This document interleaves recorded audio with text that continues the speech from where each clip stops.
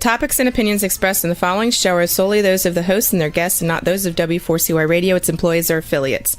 We make no recommendations or endorsements for radio show programs, services, or products mentioned on air or on our web. No liability, explicit or implied, shall be extended to W4CY Radio or its employees or affiliates. Any questions or comments should be directed to those show hosts. Thank you for choosing W4CY Radio. Welcome to the Ask the Expert show on W4CY Radio and Talk4 TV, where we bring you educational information from top local experts in the fields of legal, health, financial, and home improvement. Now sit back and listen to experts in family law, association law, hearing loss, business brokers, home care, along with many other topics. Now here are your hosts, Steve-O and Sophia. Hey, good morning, Florida. Welcome to another Ask the Expert show where we bring you the top experts in the field of legal, health, financial, and home improvement. This is the day after the Super Bowl. I don't know about you, but I could have cared less who won or who lost yesterday. Neither one of my teams were even close to being in the Super Bowl, but I think there's a lot of people might be staying home today. Anyway, we have a little change of schedule. We normally do this show every other week, but we are doing a follow-up from last week with one of our top shows throughout the country, though we position it in the Florida area. Let me welcome our friend, Ray Ferrara, Provise Management Group. Good morning, Ray. Good morning, Steve. And, like you, I had no dog in the hunt. Yes. Obviously, I'm a Buccaneers fan first. Yes. Washington Commanders second. Baltimore Ravens third. And I was 0 for 3 getting into the to the Super Bowl. So, hey, your quarterback did the color portion of the game, though.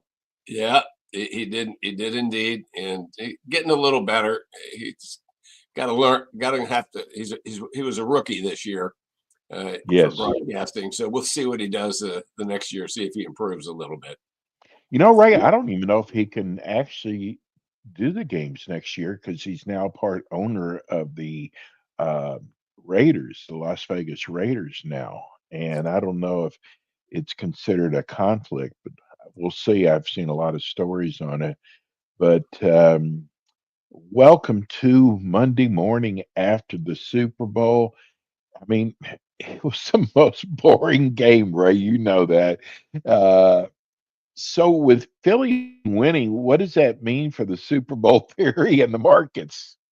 Well, so Steve, the Super Bowl theory goes back to 1978, when a sports reporter began to recognize that there was a correlation between the winner of the Super Bowl and the markets for a given year. And at that time, it had held true for 11 of 12 years when he discovered the correlation. And essentially what it says is that if a team from the NFC or a former team from the NFL wins the Super Bowl, that it's going to be an up year in the market.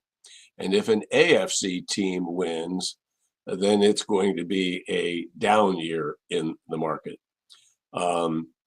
Now, as I said early on, this was true during the first 12 years, 11 of the first 12 years, and it worked very well.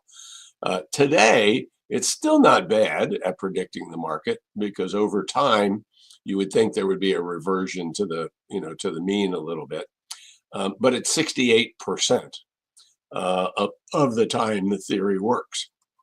So according to the theory, since Philadelphia won and they're an NFC team, the market would be up this year. Now, the record over time has dwindled down from what was 93, 94% down to 68. So no big surprise there. But it's skewed a little bit towards the favorable part of the market from the standpoint of that they have not only all the teams in the NFC conference, but they have a couple of extra teams like Baltimore, Pittsburgh, that are on the AFC side. So there's more teams that are in the winning side for an up market. And since the market goes up generally 4 out of 5 years, which would be 80%, some are, it's fun. That's all it is. It's fun, and it just happens to be something that we can talk about. But I'm all for anything that works, Steve. And if the fact that last night Kansas City lost, I'm all in for an up market in the current year. But that's the Super Bowl theory. Team from the NFC or an old NFL team like Pittsburgh, Baltimore wins, market's up. If an AFC team wins, market's down. Well, I want to get to who Provise Money Management is, but before I do that, we've already received 5 text messages, everybody with the same question. What is going on with gold? Seems like gold just passed 2,900. Well, so first of all, gold has traditionally been a storehouse of value and has been a inflation hedge theoretically over time. The fact is that like any investment over time that has some positive momentum and use, which gold certainly does, both as a storehouse of value and for jewelry, as an example, and some industrial applications, the price goes up over time. If we were to go back to the late 70s, gold had jumped all the way to 800, and then it just collapsed and it went back up again in another spike about 12, 13 years ago, and then it kind of sat right around 2000 for a long period of time and then dropped down below that. And now it's spiked up again. And it's spiked up for what we believe are artificial reasons. One, obviously, is inflation, storehouse of value.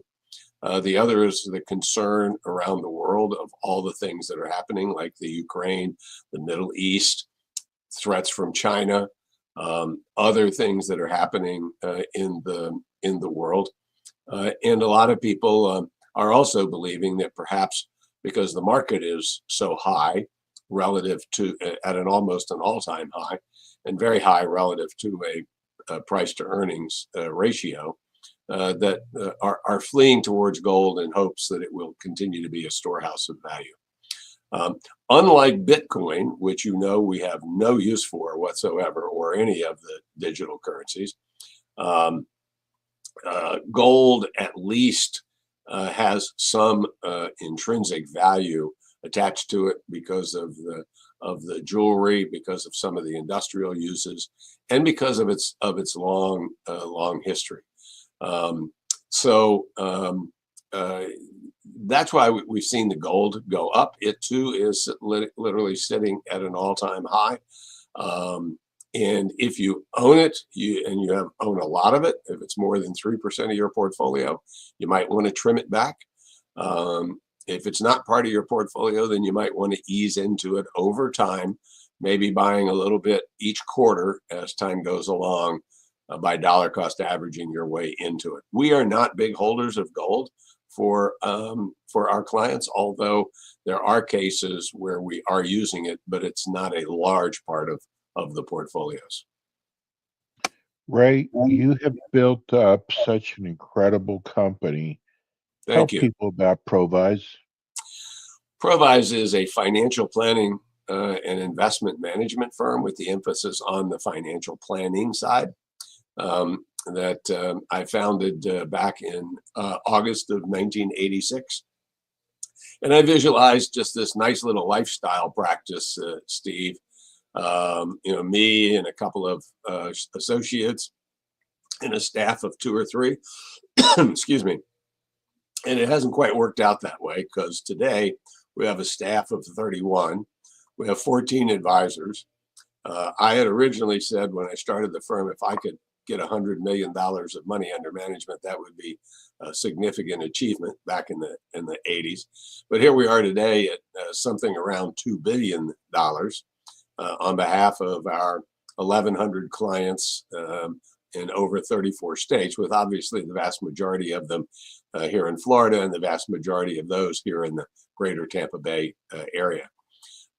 All of our advisors are certified financial planner professionals, CFPs, and we are held to an ethical standard of a fiduciary, meaning we always have to place our clients' best interest ahead of our own. And of course, we want people to get to know us, and we want to get to know them. We believe it is a relationship business. It's not a transactional business. And that's why we offer a 1-hour complimentary consultation in our Clearwater or Tampa office, or by Zoom, makes no difference, for us to learn about what people may want to talk to us about, and for us to share with them what they feel is important to them. So if they would like to take advantage of it, all they have to do is call our office at 727-441-9022. That's 727-441-9022. Or send us an email, info at Provise, and that's PROVISE.com.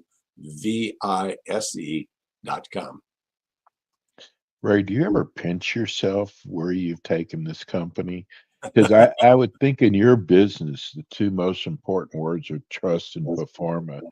And you're right there at the top of your game. Look what you've created, Ray. Well, been blessed with a lot of hard work from a lot of great people that helped build the company with me. But most of all, we have very loyal clients, been with us for the most part a long time. It's a record of which we are extremely proud. In fact, we still have clients that we acquired back in the 80s that are still clients of our firm. And if we weren't living up to our obligations and our promises to our clients, we wouldn't be keeping people that long. It's one of the proudest records we have. It's amazing. We have Alan in Clearwater.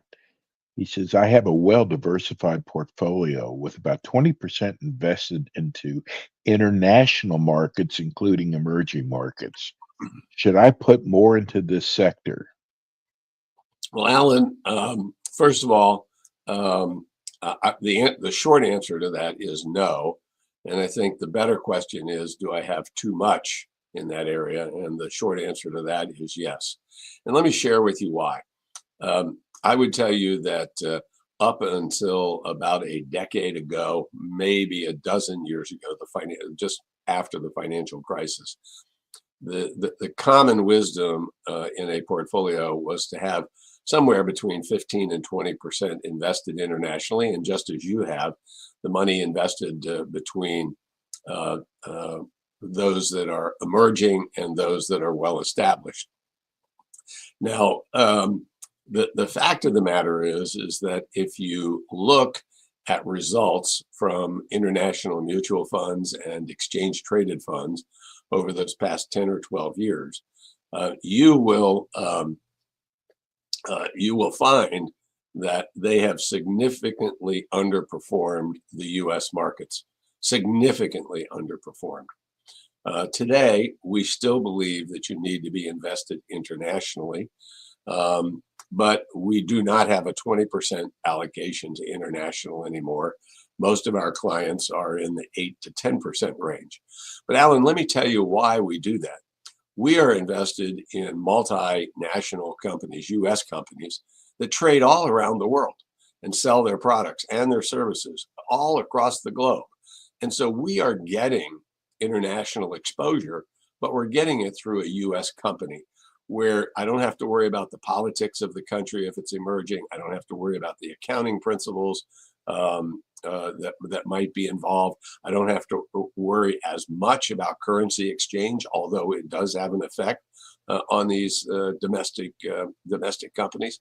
So I would suggest that you strongly look at paring back your allocation to something less than the 20%, and then look for good international companies that are domestic companies that are working overseas with a lot of their revenue, and then you're going to get that exposure. So that's kind of a general comment. Obviously, I can't give you specific advice, but that's kind of the direction I think would be a good thing for you to consider doing. Ray, with President Trump becoming president, what one or two stocks do you recommend for the next, say, 4 years? Oh my goodness.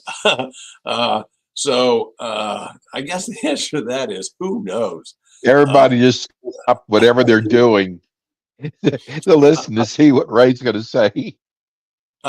So first of all, let me say that it's my belief that the president is going to do everything he can over the next 4 years to beef up our economy, because he wants a legacy from his first 4 years and then his second 4 years to show how well under his presidency the markets did. Clearly that happened during the first 4 years until we got to COVID, and then things tumbled, but it was still, the economy itself was in good shape, but the markets were not.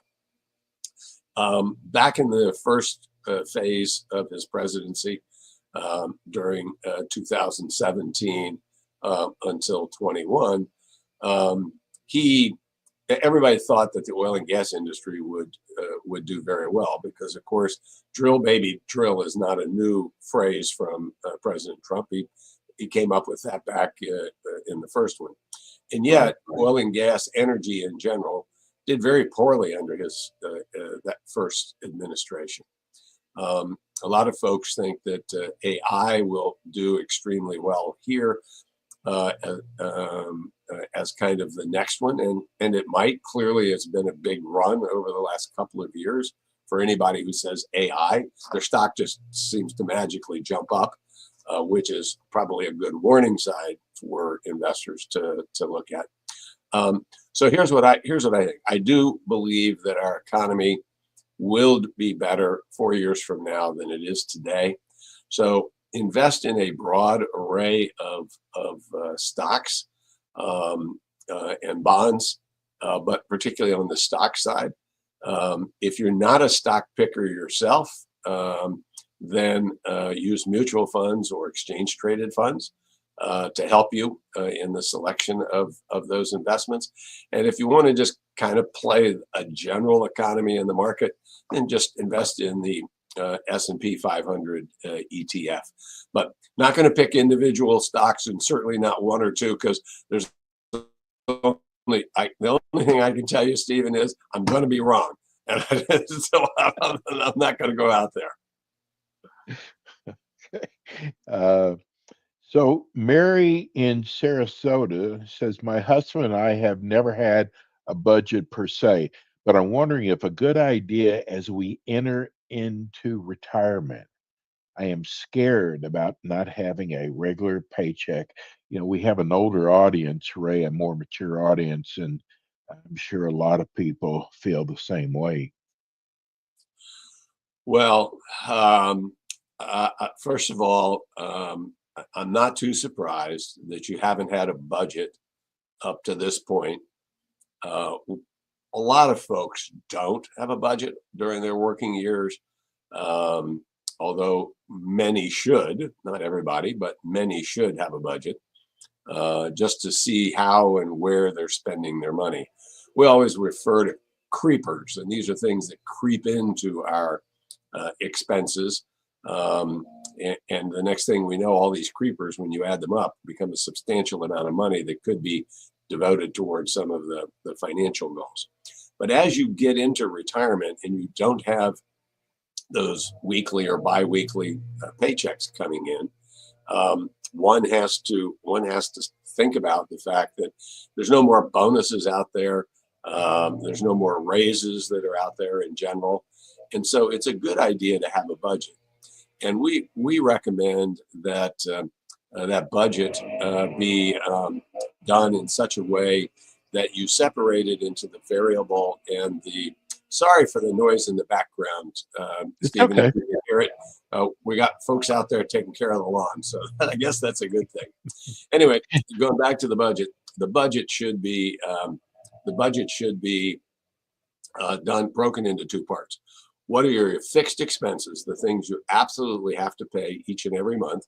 And what are the variable expenses, the vacations, maybe eating out 2 times a week. Maybe it's you've got more than one club that you belong to. So what are the things you absolutely have to pay for, and what are the things that are variable? And what we try to do with our clients is we try to take those fixed expenses and match them up with predictable fixed income, so that our clients know that their basic lifestyle is going to be protected in a significant way when the market inevitably takes a downturn, because we have enough money coming in from Social Security, pensions, dividends, and interest to make sure that we're covering that lifestyle. And then over on the variable side, which could be affected by what happens in the market, if the market goes down, you're able to take 1 vacation instead of 2. You go out to dinner 1 night instead of 2, or 2 nights instead of 4, so that you are then able to make those adjustments without having to compromise your basic lifestyle. So that's why, Mary, I would encourage you to seriously consider putting together a budget, and you're going to be surprised at how much you really are spending. When people sit down and do a budget, we find that they say one of 2 things. They either say, gosh, I've got a budget, but it seems, and I know I'm making more, but I don't know where it goes. And that's the whole idea behind a budget. Find out where it is going so that you can be able to control those expenses once you enter into retirement. So again, think in terms of separating your fixed expenses from your variable expenses. Pay your fixed expenses with predictable fixed income, and pay your variable expenses with things that may go up and down over time. I want to get to this last question in from Charlotte. She says, we have 4 life insurance policies on the life of my husband. 3 have cash value and 1 is term. Is there a need to keep these now that he is retired? Our philosophy at Provise with regards to life insurance is there's 3 reasons to have life insurance. The very first reason is to replace income in the event that the breadwinner dies prematurely. And now that your husband is retiring, there's really no longer a need to have it for that reason. The second reason is to keep it to pay down debts, that if, again, income is not available to pay down the debt, the mortgage, the car, whatever else it may be, that would be a second reason to keep life insurance. And then the third is to keep it in the event that you have a taxable estate to help pay for estate taxes. But even then, there's probably some changes that you should be looking at. So what do you do with these 4 policies? Well, first of all, let me tell you, very few times when I have recommended to people you don't need to keep the life insurance anymore, will they give it up all right away. We're hugging that tree. Okay, we want to hold on to that. We've paid this all of our life, and now I don't want to give it up now. Well, my husband's 40 years older. He could die tomorrow. Well, he could, or it could be another 30 years into the future. And if you want to keep it, and you can afford to keep it, that's fine if you want to do it. But is there a need? And the answer for the need probably is no. But sometimes the right financial answer is not the right answer, because we do have to deal with our psychological aspects of wanting to hold on to things and our emotion. The other thing that you may want to consider doing is cash them in. And you can get on all of the 3 policies that have cash value. You can get that cash value back out, reinvest it in another place.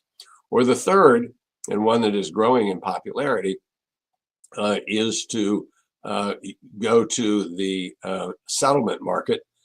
You've seen ads on TV. We don't recommend using those that are on TV because most of those are full with a lot of fees. But find a good settlement broker and see if there's someone who will actually buy the policies. And it doesn't happen all the time, but with a fair degree of regularity, clients will get more than the cash value if they sell the policies into the marketplace to investors who are using these to help fund pension plans, profit sharing plans, et cetera. So three things to do: continue to pay the premiums, give it up and cash it in for the cash value, or look for a life settlement company, see if you can sell the policy. But from a need standpoint, no need anymore. Ray, how do people reach your office? So they can reach us 2 ways and take advantage of our complimentary 1-hour consultation. First is to call the number scrolling across the bottom of the screen, 727-441-9022. That's 727-441-9022. Or send us an email at info@provise.com, and that's info at Provise, PROVISE.com. And I got to say, I can't even spell founder correctly. I know everybody's been looking at the show and saying, what's a founcer? Well, that's because I hit the C instead of a D, I guess. It happens.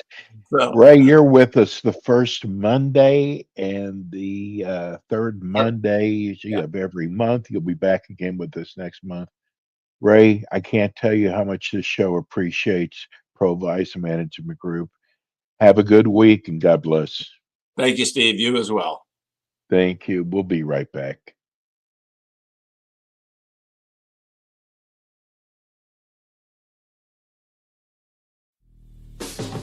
Thanks for tuning in today to the Ask the Expert show on W4CY Radio and Talk4 TV. Tune in next week and every week to hear more from our experts on personal injury, insurance, air condition repairs, estate planning, Medicare, and many other topics in the areas of legal, health, financial, and home improvement.